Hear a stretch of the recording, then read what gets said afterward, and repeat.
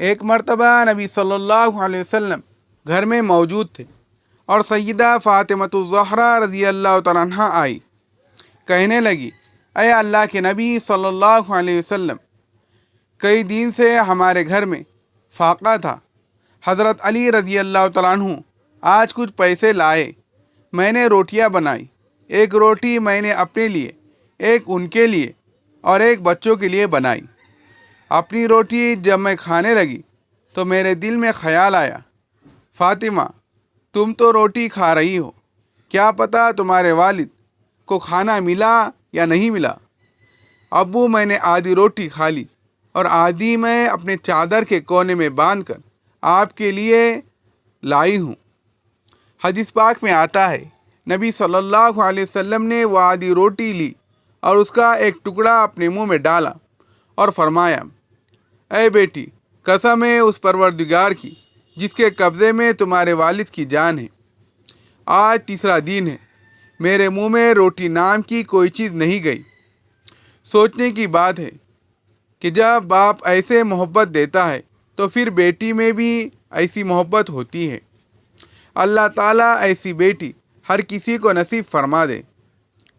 تو بتانے کی بات یہ تھی کہ عورتوں کے کام دیکھنے میں چھوٹے نظر آتے ہیں، مگر اس کے پیچھے بہت بڑی نفسیات ہے۔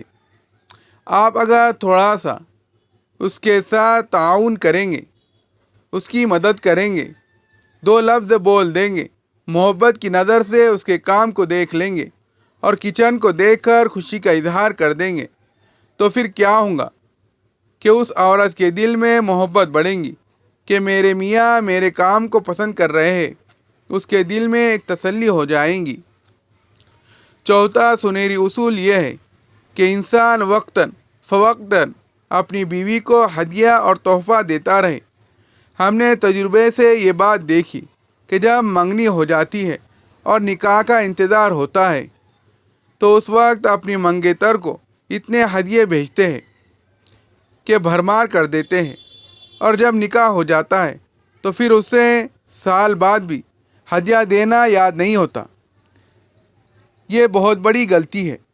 بیوی کو وقتاً فوقتاً چیزیں لے کر تو دینی ہوتی ہے، تو بجائے اس کے کہ وہ کہے آپ خود لے لیں، اپنے ذہن میں سوچے کہ کون سی چیز اس کی ضرورت کی ہے اور کون سی چیز اس کو زیادہ پسند ہے۔ اگر وہ چیز آپ از خود لے کر آئیں گے تو پھر بیوی کی خوشی کی انتہا نہ ہوں گی۔ دینا تو ہوتا ہی ہے، لیکن بیوی جھگڑا کر کے لے تو پھر کیا فائدہ۔ بیوی بار بار کہہ کر کچھ لے تو اس کا کوئی اثر نہیں ہوتا۔ اس نے لڑائی جھگڑا کروا کر کپڑے بنوا لیے یا زیور بنوا لیے، اس طرح آپ نے ہزاروں بھی خرچ کر دیے تو اس کا کوئی اثر نہیں ہوگا۔ لیکن بغیر کہے اور بغیر مانگے اپنی محبت سے آپ نے معمولی چیز بھی بیوی کو تحفہ دے دی تو وہ اس کو بہت بڑی نعمت سمجھتی ہے۔ نبی صلی اللہ علیہ وسلم نے ارشاد فرمایا، تم آپس میں ہدیہ دو اور اس سے محبت بڑھیں گی۔ اب ہدیے کا یہ مطلب نہیں کہ مرد فقط مردوں کو ہی ہدیہ دے دے، بلکہ بیوی تو زندگی کی ساتھی ہے، اس کو بھی ہدیہ دے دینا چاہیے۔ جب نبی صلی اللہ علیہ وسلم نے فرمایا تم ہدیہ دو گے تو محبت بڑھیں گی، معلوم ہوا کہ یہ ایک سنہری اصول ہے جو دو لفظوں میں اللہ کے محبوب صلی اللہ علیہ وسلم نے سمجھا دیا۔ چونکہ میاں اور بیوی میں محبت مقصود ہے، لہذا اپنی بیوی کو چھوٹی سی چیزیں ہدیہ دے دیا کرے۔